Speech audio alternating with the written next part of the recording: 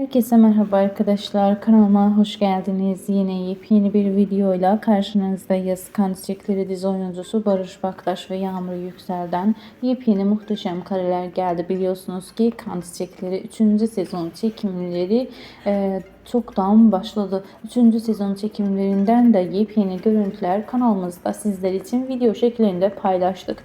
Bunun için kanalımıza destek olmak için abone olup videolardan anında haberdar olmak için zil butonunu açmayı unutmayın. Bir sonraki videomuzda görüşürüz. Hoşça kalın, iyi seyirler, sağlıkla kalın, mutlu kalın. Kan Çiçeklerini sabırsızlıkla bekleyenler videomuzu beğenip yorumlarda bize belirtmeyi unutmayın. Bir sonraki videomuzda görüşürüz. Hoşça kalın.